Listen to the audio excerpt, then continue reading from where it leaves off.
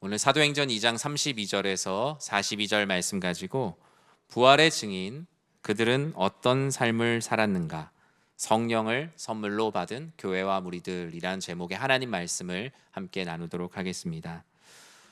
오늘은 우리 교회 계획상으로는 선교 주일입니다. 참 기쁜 날이죠.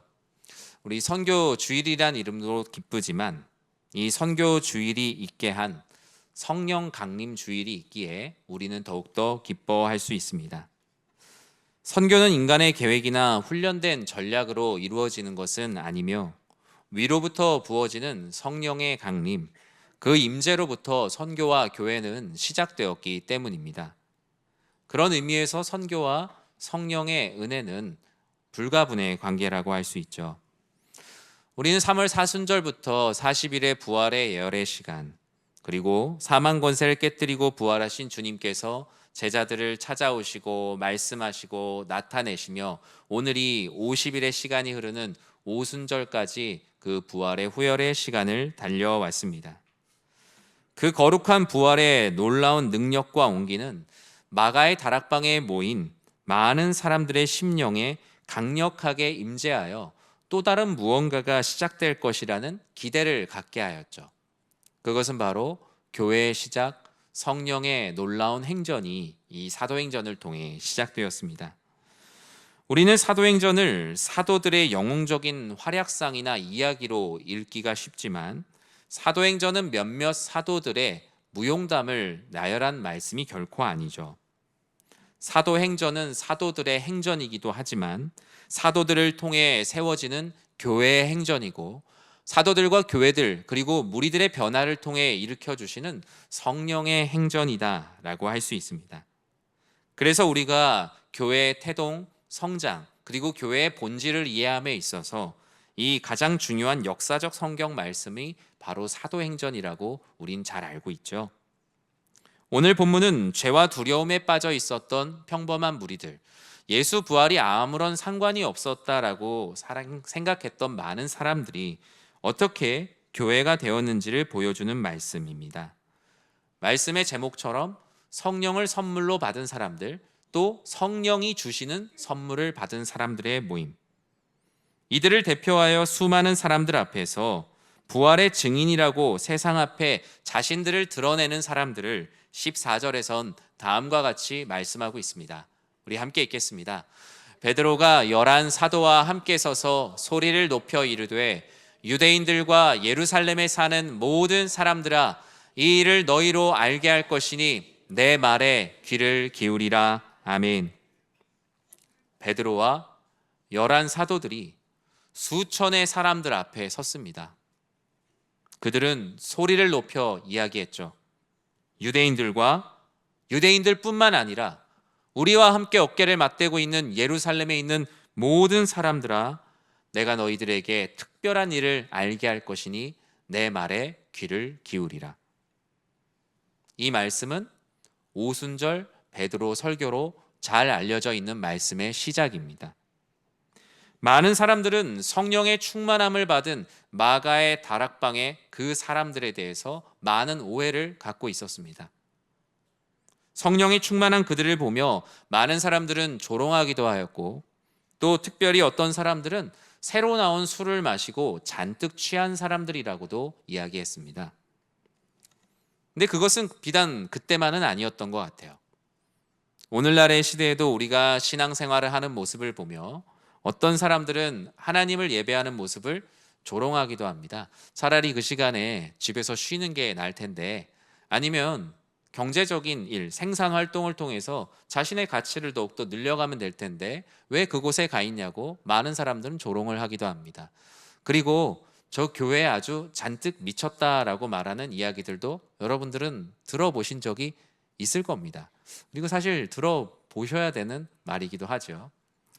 그런데 그 사람들은 악의가 있어서라기보단 사실은 잘 모르기 때문입니다.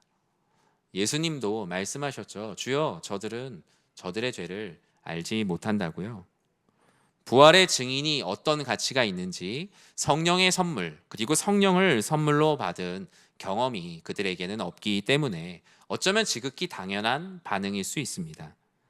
베드로는 성령을 선물로 받은 교회와 무리들이 어떻게 변화했는지 자신을 비롯한 변화된 사람들을 대표하여 말하고 있어요. 우리는 이런 사람이라고요. 우리 32절 말씀 함께 읽겠습니다.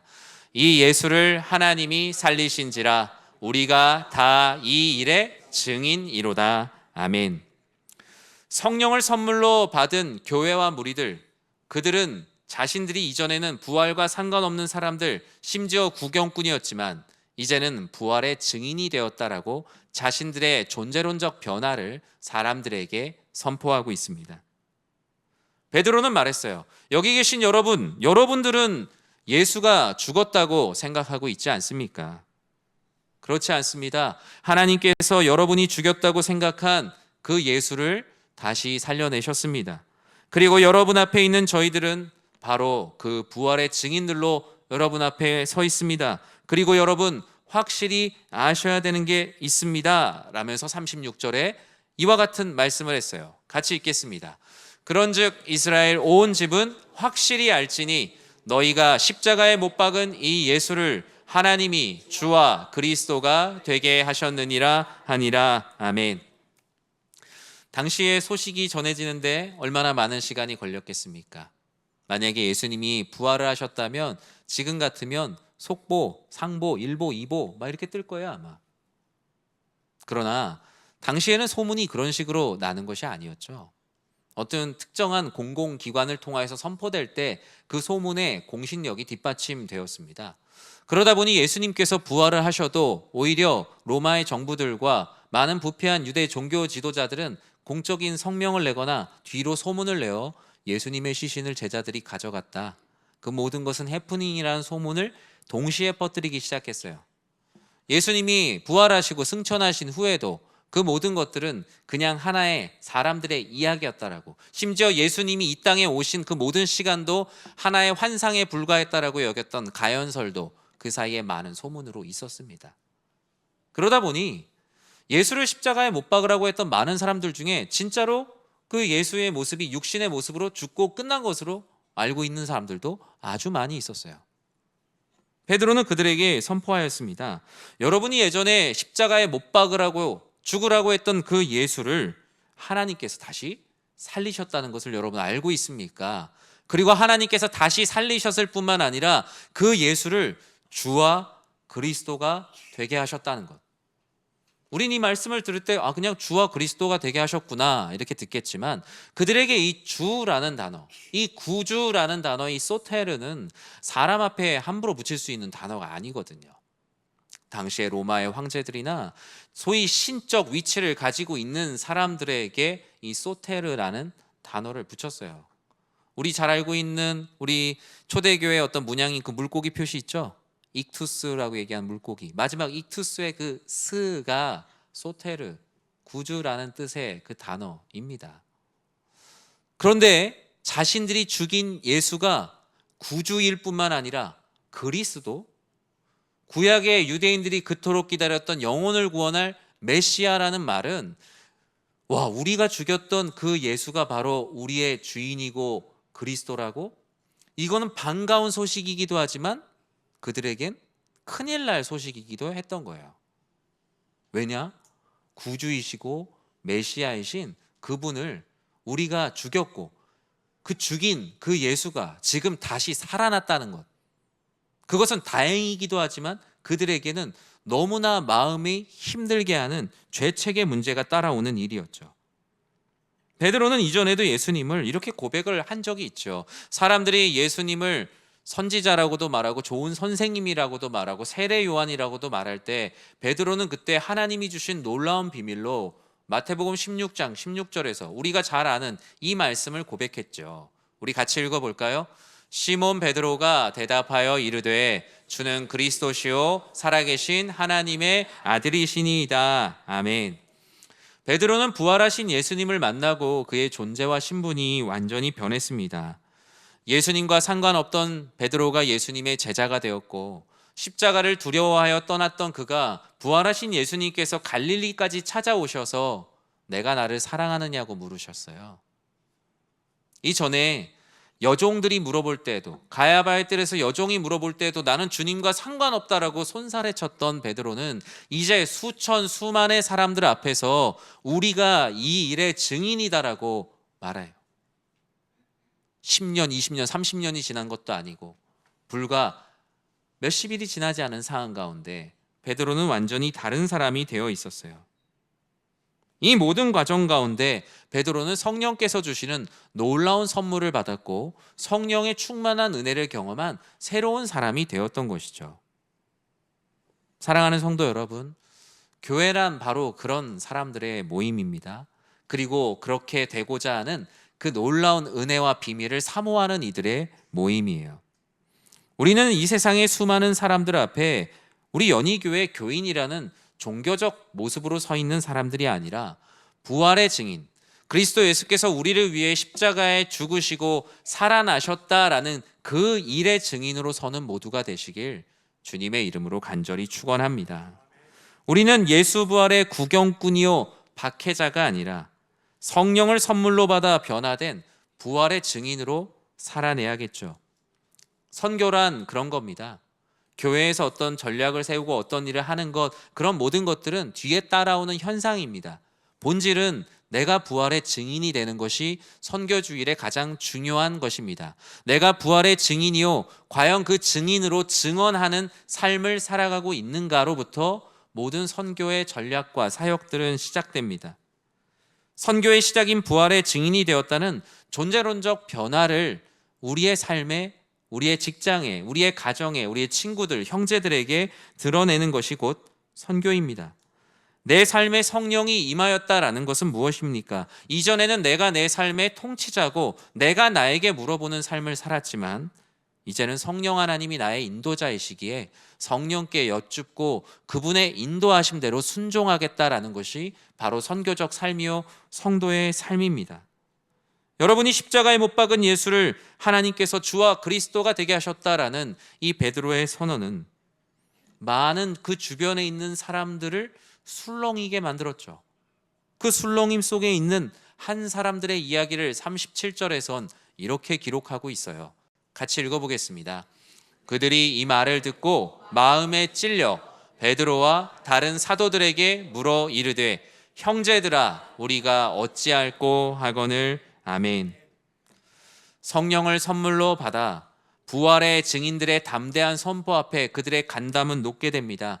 이전에 그토록 들었던 말들 앞에 그들은 마음이 무감각한 돌 같은 사람들이었지만 복음의 정수가 그들 앞에 선포되자 그들의 말씀에 찔림이 일어나게 됩니다.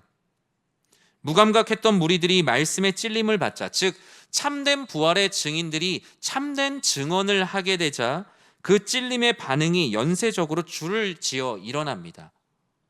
우린 이것을 영적인 각성, 그 각성이 다 같이 모였다면 대각성이라고 말하죠.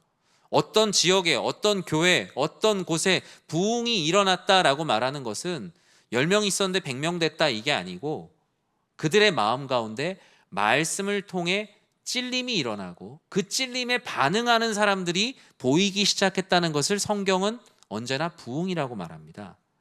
한국교회 안에 한국교회 대부흥 이렇게 얘기했던 것도 선포된 말씀 앞에 찔림이 있었던 성도들이 그러면 우리가 어떻게 살아야겠습니까? 라고 묻는 질문들의 홍수를 우리는 부흥이라고 말하는 거예요. 하나님의 말씀이 사람의 폐부를 찌르면, 성령이 역사하시면 인간은 그 하나님 말씀의 권위 앞에 엄청나게 작아지는 것을 경험합니다. 인간은 이 무서운 죄책감 앞에 체면을 버리고 내가 어떻게 살아야 됩니까? 라는 당연한 영적인 반응이 나오게 됩니다. 오늘 본문에서도 말하죠. 베드로와 11 사도들 앞에 찾아와 그러면 우리가 어찌할꼬? 우리가 어떻게 살아야 합니까? 라고 묻습니다. 하나님께서는 베드로를 통해서 이들에게 치유의 처방을 줍니다. 38절에 보면 하나님은 베드로를 통해 이렇게 선포하게 하셨습니다. 함께 읽겠습니다. 베드로가 이르되 너희가 회개하여 각각 예수 그리스도의 이름으로 세례를 받고 죄 사함을 받으라. 그리하면 성령의 선물을 받으리니. 아멘. 하나님이 베드로를 통해서 주신 처방은 회개, 세례, 죄사함이라는 성령께서 주시는 선물이었습니다. 먼저 회개하라고 하였습니다. 너희의 생각과 삶의 방향을 전적으로 돌이켜 오직 예수를 너희의 길로 삼으라고요. 그리고 길이요 진리요 생명 되시는 예수의 이름으로 세례를 받으라고 했습니다. 이 세례를 받으라는 말씀은 한정적인 용법이죠. 지금 세례를 받으라는 그 행위를 원한 것이 아니라 세례를 받는다라는 말은 크게 생각을 하셔야 되는데, 너희 자신이 이제 예수를 그리스도라고 믿는 것을 너희 주변 가운데 드러내라. 그 드러내는 것의 하나의 모습이 세례를 받는 거예요. 이전에 각자 자신의 영적인 신분을 드러내는 모습들이 있었죠. 말씀을 손에 묶어서 다니는 사람들, 어떤 특별한 의복을 입고 다니며 나의 신앙은 이런 것이다라고 드러내는 사람들, 저마다 자신이 가지고 있는 종교적 색깔을 많은 행위를 통해서 드러냈어요. 그러나 이제는 너희가 성령의 선물을 받았다면, 회개했다면 이제는 그런 것이 필요한 것이 아니다. 주 예수 그리스도의 이름으로 세례를 받아 너희가 그리스도인이 된 것을 만방에 드러내는 부활의 증인이 되어라. 그래서 세례를 받으라고 하였습니다. 그리고 너희는 십자가 보혈의 은혜로 죄사함을 받을 것이고 우리와 같이 성령을 선물로, 그리고 성령의 선물을 받는 이들이 될 것이다. 이 내용이 바로 복음입니다. 예수 그리스도의 은혜 갚에 회개하고 세례를 받아 죄사함의 은혜를 받는 것. 복음은 회개하고 예수를 주로 고백하는 이들에게 주시는 하나님의 최고의 선물인 것이죠. 사랑하는 성도 여러분, 여러분의 심장은 날마다 말씀의 찔림을 경험해야 합니다. 그 찔림은 정죄함을 당하는 거랑 다릅니다. 기본적으로 하나님의 말씀이 선포되는 말씀 강론은 찔림을 수반합니다. 말씀이 그냥 우리의 간지러운 것만 긁고 가고 그냥 우리의 마음을 위로하는 것으로 끝나는 것이 아니라, 사실 예배가 끝나고 돌아가는 시간은 말씀의 깊은 찔림을 받은 사람들이 죄의 피를 철철 쏟고 돌아가는 것이 참된 예배요 설교다라고 많은 교회사의 설교자들은 말했습니다. 말씀의 찔림이 있을 때 회개가 일어나고 세례를 받고 죄 사함의 역사가 일어나기 때문이에요. 선교사님들의 사역에 동참하고 후원하는 모든 것들은 부활의 증인, 말씀의 찔림을 받은 선교적 삶의 존재론적 변화가 일어난 사람들이 하는 당연한 일들인 것이죠. 오늘 본문에서 성령의 선물을 받은 교회와 무리들의 마지막 변화는, 그들은 개인 안에서 있었던 종교심을 가지고 있다가 이제는 거룩한 공동체의 신앙으로 초대를 받았다는 사실입니다. 즉 성령은 개인의 신앙에서 공동체의 신앙으로의 놀라운 변화, 교회의 시작을 말하고 있어요. 2장 41절에 보면 그들의 변화를 이렇게 기록하고 있습니다. 함께 읽겠습니다. 그 말을 받은 사람들은 세례를 받음에 이날에 신도의 수가 3,000이나 더하더라. 아멘. 3,000이나 더하더라. 교회 성도 숫자가 많아졌으면 할 때 이 말을 되게 많이 얘기하는데, 제일 중요한 건 3,000이나 더하더라가 아니라 이들이 세례를 3,000명이 받았다. 이 앞에 수반되는 선행 증거가 있어요. 3,000명이 그리스도 예수 앞에 회개를 했다는 사실입니다. 자신의 지난 날들, 자신을 덮고 있던 모든 신분을 내려놓고 그리스도 앞에 새로운 사람이 되겠다라고 결단한 사람이 3,000명이 되었다. 이 놀라운 회개의 역사가 공동체 가운데 일어났다는 것이 가장 중요한 핵심이에요. 여러분 사진을 하나 볼까요? 이거 무슨 사진 같으세요? 요즘 이제 지방선거 얼마 안 남아서 뭐 전당대회 하고 뭐 이런 사진 같지 않나요? 다음 사진 보여주시겠어요? 이거 뭐 같으세요? 여기 익숙한 분 한 분 서 있죠? 네, 많이 아는 분. 네. 이성원 목사님이잖아요. 어제 논산의 연무대 교회에 우리 이성원 목사님, 우리 유준영 장로님 해서 또 다른 이 지역에 있는 많은 교회 목사님들하고 장로님들이 가서 연무대 교회 가서 우리 군인, 우리 용사들 진중 세례식이 있었습니다. 예전엔 장병이라고 불렀는데 여러분 이젠 용사라고 부릅니다. 장병이라고 부르면 옛날 사람, 네, 이제 용사라고 부릅니다. 왜냐면 이제 군인이 아저씨가 아니잖아요. 네, 이제 용사죠. 네, 용사인데 각자의 사연들이 있지만 가끔은 이렇게 진중 세례식을 좀 폄하하는 그 분들도 있어요. 아이 그 뭐 군인들 그냥 초코파이 받으려고 세례 받으러 온 거지. 요즘 초코파이 주면 세례 받으러 오겠어요, 여러분? 안 와요. 저희 때야 뭐 초코파이 준다 그랬다가 치킨 주면 바로 절도 가고 뭐 그랬던 시대긴 한데 네, 지금은 그렇지 않아요. 여러분, 교회 예배드리러 오는 분들 허투루 보지 마십시오. 옆에 뭐 아내 손잡고 그냥 딸려고 그렇지 않아요. 다 마음에 어떻게 살아갈까에 대한 고민이 있는데 잘 표현이 안 될 뿐이에요. 어떻게 하면 이 하나님의 영광 가운데 살아갈, 거기까지 생각 못한 영원이라는 것은 무엇일까? 영생이라는 것은 무엇일까? 어떻게 하면 세상을 잘 살아갈까? 힘들 때 무엇을 의지해야 되는가? 수많은 물음표를 가지고 다 교회에 오시는 분들이에요. 군대에서 받는 세례가 무슨 의미가 있냐? 그렇지 않습니다. 누군가에게는 인생의 존재론적 변화가 일어나고 삶의 방향이 바뀝니다. 심령의 변화가 일어납니다. 저도 짧은 시간 한 반년 정도 군종을 하면서도 얼마나 많은 그 용사들이 그 하나님 안에서 변화를 경험하고 새로운 삶을 찾게 되는 걸 봤는지 몰라요. 이렇게 교회라는 이름, 하나님 아버지께서 주시는 말씀의 선포 아래 새롭게 그들에게 공동체의 신앙이 시작된 거죠. 각자 어떻게 살아야 잘 사는 걸까에 대한 답을 가지고 살아있던 이들이 같이 모여서 교회를 이루고 하나님의 귀한 뜻들을 행하게 된 거예요.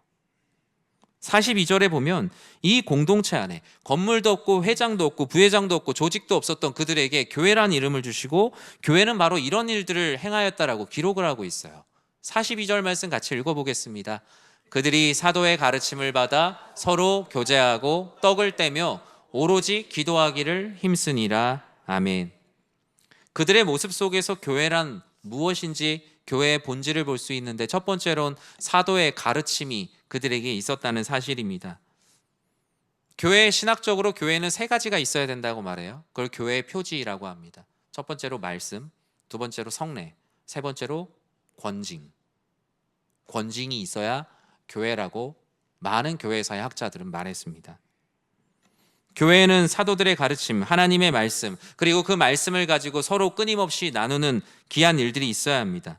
그들은 세례를 받은 감정적 흥분으로 그 자리에 머물지 않았습니다. 사도들이 전하는 가르침을 받아 그 가르침에 몰두하는 교회가 바로 성령의 선물을 받은 건강한 공동체요, 선교하는 교회입니다. 교회의 본질은 두 번째로 서로 교제하는 성도의 교제에 있습니다. 우린 이걸 코이노니아라고 해요. 어떤 어르신이 교회 요번에 월요일 날 내일 모이는 거 이름 너무 어렵다고 왜 이렇게 어렵게 하냐고. 그런데 제가 한 게 아니고 우리 교회는 이미 놀랍게도 80년대부터 그 이름을 썼어요. 교회 이렇게 함께 수련회 하는 이름을 연희 코이노니아라는 이름으로 썼어요. 그래서 저는 그거를 계승하려고 코이노니아라고 한 거예요 라고 이제 말씀을 드렸어요. 그 이름 몰라도 되니까 내일 오시라고 이제 말씀을 드렸습니다. 코이노니아, 이 세상에는 없는 특별한 예수를 주로 고백하는 이들만 경험할 수 있는 교제. 교회는 성령께서 하나 되게 하신 공동체예요. 부르심의 한 소망 안에서 이 땅에 보이지 않는 계급이나 빈부, 혈통, 지역 모든 벽을 넘어 하나가 됩니다. 그것이 없어서 새로운 교제를 하기 원하는 교회에 와서 여전히 계급, 빈부, 혈통, 지역으로 모이게 되면 우리 안에 성도의 교제가 없겠죠. 저는 하나님께서 우리 안에 이런 놀라운 성도의 교제가 정말 불일들 일어나는 우리 교회가 되길 진심으로 축원합니다. 그리고 이 교회의 본질은 세 번째로 그들은 떡을 떼었다라고 말해요. 이 떡을 뗀다는 것은 그리스도의 살과 피인 성찬을 떼며 우리는 그리스도 안에 한 몸이다. 우리는 각자 독립된 몸이긴 하나 그리스도 예수의 살과 피를 먹은 하나된 공동체임을 고백합니다. 그뿐만 아니라 이 떡을 뗀다는 것은 나의 소유를 나누는 것이죠. 하나님께서 하시는 일종의 사회적 공적 구조예요. 누군가에게 내 여유를 나누고 내 삶에 가지고 있는 필요를 나눌 때 그 사람에게 더욱더 필요하다면 우리의 삶을 나누는 것, 구제하고 또 삶의 필요를 위로하고 나누는 모든 것들이 다 총체적인 선교인 겁니다. 그리고 마지막으로 교회의 본질에 대해서 42절은 오로지 기도하기를 힘쓰는 것이 교회다라고 말해요. 이건 여기 성경에 이렇게 써져 있으니까 교회는 무조건 기도가 최고다, 기도 그 얘기가 아니고, 오로지 기도하기를 힘쓴다는 말은 오로지 이전에는 나를 의지하는 삶을 살았다가 하나님을 의지하며 모든 것을 하는 거예요. 교회에서, 식당에서 봉사를 하든, 주일학교에서 아이들을 가르치든, 삶에서, 직장에서 누군가를 만나 열심히 일하는 모든 곳에서 내 능력과 내 의지가 아니라 오직 성령 하나님 한 분을 전적으로 의지하며 살아가겠다라는 것을 압축한 표현이 오로지 기도하기를 힘쓴다라는 말씀이에요. 저는 우리 사랑하는 교회가 이 42절에 있는 말씀처럼 사도의 가르침이 끊이지 않는 그 말씀으로 소통하는 교회, 서로 교제하고 떡을 떼며 오로지 기도하기를 힘쓰는 하나님을 전적으로 의지하는 선교하는 교회가 되길 진심으로 축복합니다. 말씀을 맺습니다. 우리 교회는 과연 성령의 선물, 성령을 선물로 받은 교회인가라는 질문에 우리는 1초의 망설임도 없이 네, 그렇습니다, 아멘입니다 라고 고백할 수 있어야 합니다. 성령을 선물로 받았다라고 하면 어떤 분들은 그냥 막 박수치고 통성기도하고 그런 걸 성령을 선물로 받았다라고 생각하는데, 성령의 선물은 그것은 하나의 여러 현상 중에 하나일 수 있고 우리의 삶의 지극히 상식적인 모습으로도 찾아옵니다. 옆에 있는 그 교우들을 사랑하고 섬기고 열심히 하나님의 말씀을 묵상하고 말씀대로 살아가는 모든 것들 역시 하나님이 하시는 선교의 이야기죠. 저는 오늘 말씀을 통해 선교를 정의한다면 하나님이 이미 이루신 이야기, 그리고 하나님이 앞으로 이루실 이야기, 그것이 바로 선교입니다. 하나님은 이미 이루신 이야기 속에서 우리를 초대하셔서 경험하게 하셨고, 앞으로 이루실 이야기 가운데 우리들을 초대하고 부르고 함께 하자고 하십니다. 전 우리 사랑하는 성도님들이 성령의 선물을 받은 교회와 무리들로서 영원한 시간 속에서 성령을 의지하여 그 성령의 놀라운 행전에 동참하는 우리 사랑하는 모든 성도님들 되시길 주님의 이름으로 간절히 축원합니다.